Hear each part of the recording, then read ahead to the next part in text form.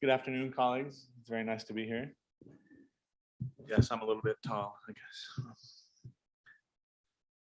So yeah, I just wanted to talk about some of my research and some of the current shortfalls that you see in machine translation in Spanish and Bulgarian in comparison with English and vice versa.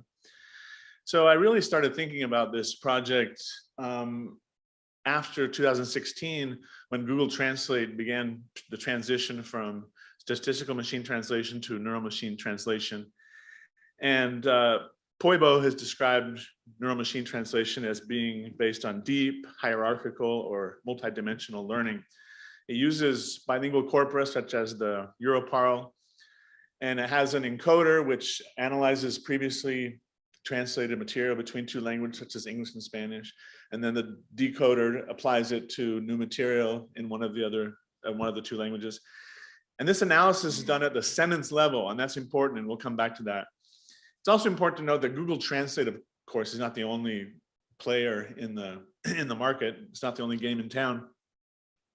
There's IBM, there's Bing, there's Sistron, there's Baidu in China. But Google Translate is very popular. It's seen as a standard. And so I decided to analyze that. And it really doesn't matter if you use another one, because you run into the same issue where we're dealing with computers that are trying to engage in natural language processing. And as they do that, they run into the problem of ambiguity, right? So most humans today, for example, any of us who speak a sentence over 5 or 10 words, that sentence is going to be original. It was never said before, it will never be said again. And so you can never have a perfect database of all the sentences possible in a language, let alone the translations. And that causes an ambiguity that is difficult for computers and yet not for humans, because we use our logic and we use other verbal and nonverbal cues to negotiate with each other and communicate with our interlocutors. And so there's a certain paradox, right? The computers are so powerful. They can find patterns in seemingly random data, and they can do math quickly, and they can help send man to the moon or Mars.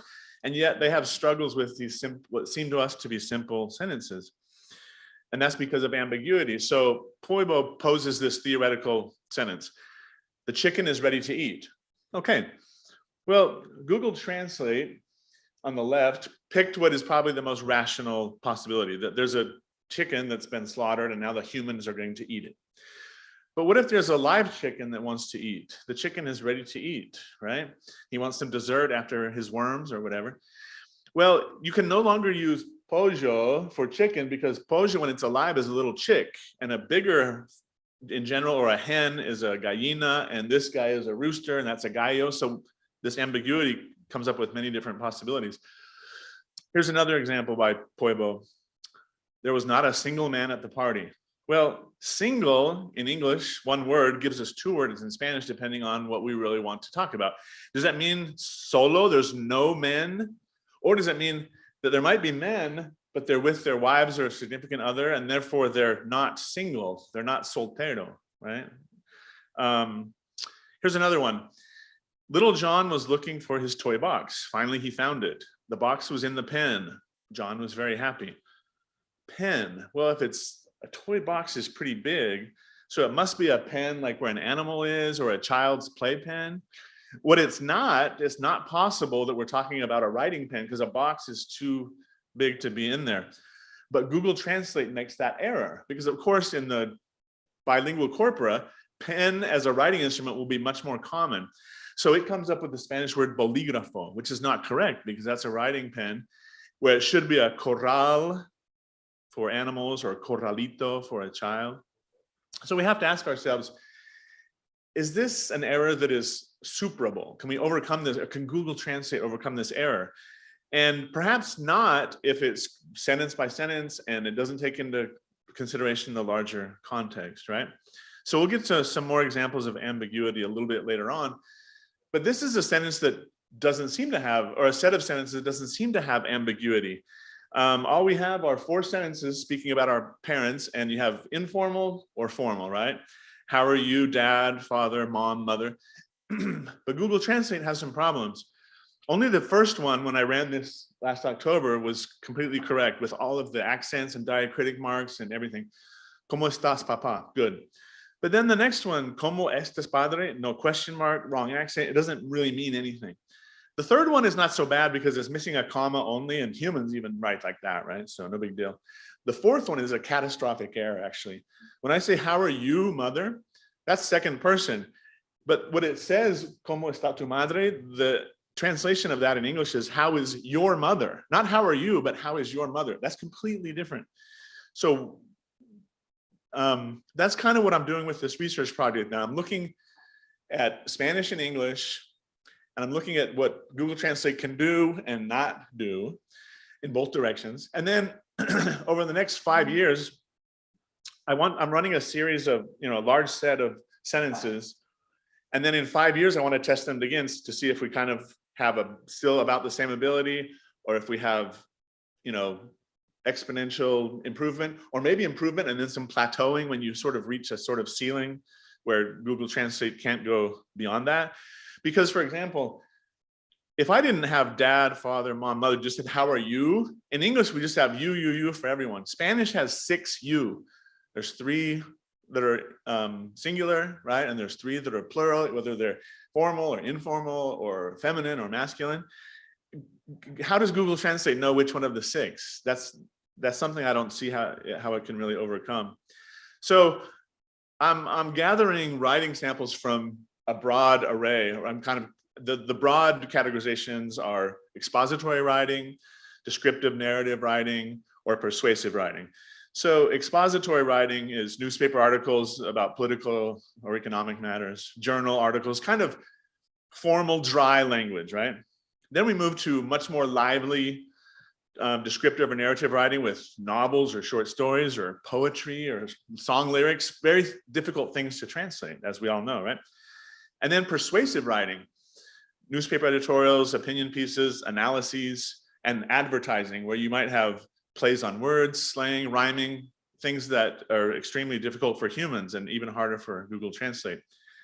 And so even though my focus is Spanish and English, here I am in Bulgaria, right? And I feel very welcome here, and I appreciate that, and I've had a good time.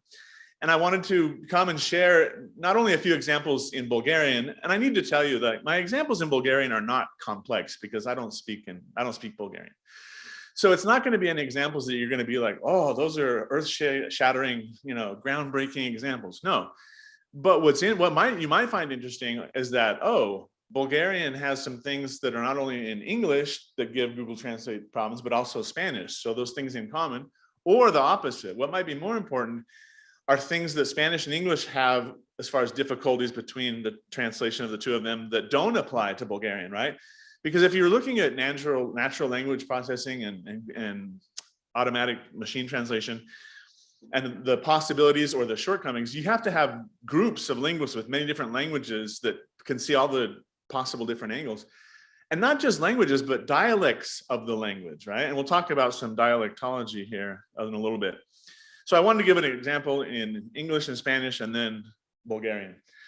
And this is posited by Khan. Whenever I visit my uncle and his daughters, I can't decide who is my favorite cousin. Well, a human automatically knows, oh, if we're talking about my uncle's daughters, my favorite cousin has to be a female, right? And English doesn't have that differentiation, doesn't have the gender markings for nouns and adjectives the way that Spanish does. And so Google Translate keeps it masculine, sort of default, and says primo favorito, right? Cousin favorite cousin, but it should really be the feminine prima favorita. And as you might have guessed, it does the same thing in Bulgarian, right? It says favorite cousin male when we know that we're talking about daughters, and it should be, right, favorite cousin female. And if I got any of that wrong, I apologize. Or if you're looking for, I'm not studying German, but you can take any language talking about dialectology and say, okay, let's say we have this word in German, Wohnung. How is Google Translate going to translate that? And does it depend on the country? Well, it might just call it a flat. And you say, oh, Google Translate is being UK centric today. Or if it says apartment, then it's based on the US. Well, Spanish has at least 3. Piso in Spain, departamento in Argentina, and apartamento in most other Latin American countries. And some are very country specific. So let's look at Panama. I used to live in Panama. Es más fácil tomar la sola con un carrizo. Carrizo comes from Latin caricius, and it means reed, like a water plant that you could perhaps suck air or water through. But metaphorically, it's come to mean a drinking straw that's made out of plastic or paper. So Google Translate keeps it very literal. It's easier to drink soda with a reed, but it really means a drinking straw. But only in Panama. So a Spaniard, if they heard carrizo, they wouldn't know, except for maybe the context with the soda, right? In fact, in the 20 different Spanish-speaking countries, there are at least 15 different words for drinking straw, which is pretty phenomenal. Let's move to Guatemala. Spanish has several words for peanut, but they're based on two possibilities. One is maní, and the other word is cacahuate from Mexico. Cacahuete in Spain and cacahuete in French comes from that, originally from the Aztec language, Nahua. So maní can be singular, maní, or plural, maníes, right? Right here with an E. But only in Guatemala, it's been changed to an A, manías. The problem with that is it becomes a homonym with a word that means mania or craze, right? That can talk about someone's mental state being altered. And so Google Translation keeps it very specific, very literal, I should say, and says, crazes are expensive right now. Almonds cost less. I think you can put a price on almonds and peanuts, but I don't know how much a craze usually costs, right? In Bulgarian, again, I don't speak Bulgarian, and this is maybe not a perfect example, but it's what I could come up with, that I don't like this cat, okay? So most Bulgarians, like Google Translate, are gonna say kotka. But in the West, in Sofia, maybe someone would say matza, right? The way that in Serbia or Croatian, they would say machka. Now, the reason it's not a perfect example is because I think most Bulgarians would understand both words. So it's not quite like carrizo, where only Panamanians probably understand that, or manías, where I had a friend from Guatemala, or he lived in Guatemala, and he went to Mexico and asked for some manías, and they thought, you're the one who has a manía, right? So ambiguity due to homonyms like mania, meaning peanuts and crazes, or pen, meaning writing instrument, or a place where you put a child or an animal to protect them from not getting away. Let's look at a few more examples of that. So the dog was old and sick. Its bark was very weak. So we're talking about woof, woof, right? Or in Spanish, you say wow, wow, right? But Spanish, Google Translate makes a mistake. It uses not the word ladrido in green down here on the bottom, which is woof, woof. It uses the word corteza, which is the outer layer of a tree. That's also called bark, right? So those are homonyms. They mean something completely different. So let's look at Bulgarian. Let's say you're this guy and you want to cut some grass or weeds or a crop, and you do it the old-fashioned way. And so you go to an agriculture implement store and you pick one up and you're like, yeah, I like the feel of this scythe. So you run that sentence through Google Translate, kusa, no problem. But then you decide you're going to run it in reverse. I like the feel of this kusa. And of course, how often do we talk about scythes? We talk about our hair every day, right? I'm having a good hair day, a bad hair day. You don't usually have having a good scythe day or a bad scythe day, or maybe you have long hair that you can cut with a kusa. I don't know. But Google Translate assumes, if a computer can assume, that it's the more common hair. But if you're talking to your dad about cutting a crop, you know that we're not talking about hair, we're talking about a scythe, right? But Google Translate doesn't have that ability to take the context into account. Okay, so as I've mentioned again, to really look at as many possibilities as we can with neuro-machine translation, you have to have as many people with as many languages as possible. And so just for the last little bit of my presentation, I just wanted to move away from Bulgarian and just back to English and Spanish. And maybe you can decide if these are things that would occur in Bulgarian, or if perhaps they're not phenomena that would relate to Bulgarian. So in addition to the ambiguity caused by homonyms, we have sort of a related but distinct phenomenon called polysemy. Polysemy means homonyms are two different, the same word apparently, but probably from different etymologies. And they mean different things like, writing pen and animal pen. Polysemy is when they're actually they mean somewhat the same thing, but not always. So in English, you have the word to save. It has this general overarching definition of keeping something protected from being harmed or lost or to keep in a secure location. But there's very many different nuances, right? And Spanish captures those nuances with different words. So to save a living thing is salvar, from Latin, like salvation, right? To save someone from danger, maybe someone's soul spiritually. To save money comes from Arabic, ahorrar. And to save a computer file or to put something in a drawer so you won't lose it like money, that is guardar from Germanic.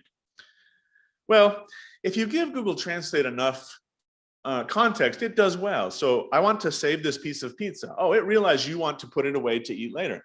So quiero guardar este trozo de pizza. That's a good translation. But then let's say your brother says, you know, what do you want to do with this pizza? Do you want to throw it away? And you're like, no, I want to save it. But you don't repeat the word pizza. You just say, or you just tell Google Translate, here's my sentence. I want to save it. Well, Google Translate, it's like, I don't know what we're saving. Quiero salvarlo. And it's as if the speaker wanted to save a puppy from danger or a cat from danger and not a piece of pizza later to eat as a midnight snack, right? So ambiguity through polysemy and lack of context is just debilitating and crippling to Google Translate. Here's another example, now not from English to Spanish, but from Spanish to English. This comes from a transcription of dialogue in a sitcom from Spain called Aquí no hay quien viva from 2003, about 20 years ago. It's a scene where there's three people. There are three people. There's an older woman who's lived many years in the apartment building, and there's a new couple who just moved in, and she's giving them some instructions. And they go to the elevator, and they think they can go up. And she explains to them, no. This is an old elevator. They need to change it. It doesn't have the strength to go up. It only can be safely bring people down when it's a less taxing workload. So she says, solo lo utilizamos para bajar. Se estropea mucho. Lo refers to it, the elevator, but Google Translate doesn't have the word elevator, so it doesn't know what to do. Well, my translation, the literal or the correct translation is, we only use it to go down. It breaks down a lot. So bajar means to go down. Estropear means to break down, like a car breaks down. But Google, they can also mean different things. And with no context, Google Translate says, we only use it to download. It spoils a lot. Well, files are downloaded on computers. Elevators don't download, they go down. And elevators don't spoil. Food that is left out of the refrigerator spoils, like meat or vegetables, right? So it makes a complete mess because it doesn't have, and a human being doesn't have that problem because they know, oh, we're not talking about food, we're talking about an elevator, right? Okay, the last two examples are related, and they're related to time. Oh, 5 minutes, I only need like 3, I'm perfect. I probably spoke faster than when I practiced in front of the mirror or something. So this is from a Bolivian newspaper. And let's just go to the translation in the middle because it's really pretty good, except for the very last, which is marked out in red. So the 3 countries are the United States, Brazil, and Bolivia. And they've signed an agreement that to help Bolivia verify through some software how much destruction of coca crops, how many illegal coca plantations they've destroyed, right? They're trying to deal with the drug trade. And it says that it was announced, right? Anunciado en marzo pasado. And that seems like a pretty transparent, oh, past March, last March, right? And so it translates it as last March. The problem with that is it's very literal in Spanish, but not so much in English. Last March means March of last year in English. But we have to look at the context here. If you look, the article is dated from April. And so in Spanish, when you say April and something happened last March, it literally means the last March on the calendar, which was last month. So the correct translation is not last March, it's March of this year, or even last month, because April and March. Well, the same thing happens when you move to the future. So if, let's say that, okay, today's the 9th of September. So on Monday, 4 days ago, let's say that I said to my friend, don't forget to give me a present because my birthday is next Friday. Well, a native speaker knows that I mean not this Friday, I mean the Friday after. I mean the next Friday. I would say this Friday. If I wanted this Friday, I'd say next Friday. But again, Spanish is very literal, and next means the very next one on the calendar. So for if you said mi cumpleaños es el próximo viernes, proximate, next, it would mean in Spanish the 9th today, not the 16th, a week from now. So it's very literal. So you might ask, okay, well then how do you say correctly, my birthday is next Friday? Well, you don't say mi cumpleaños es el próximo viernes. You say mi cumpleaños es el viernes de la próxima semana. You take away the ambiguity by saying my birthday is Friday of next week. And then you know that it's the 16th and not the 9th. And you have to be careful with this. My students in translation, they get this wrong all the time. And Google Translate gets it wrong all the time. Right? So, but humans can get it right all the time if they realize what's going on. And that is the conclusion of my talk. Thank you very much.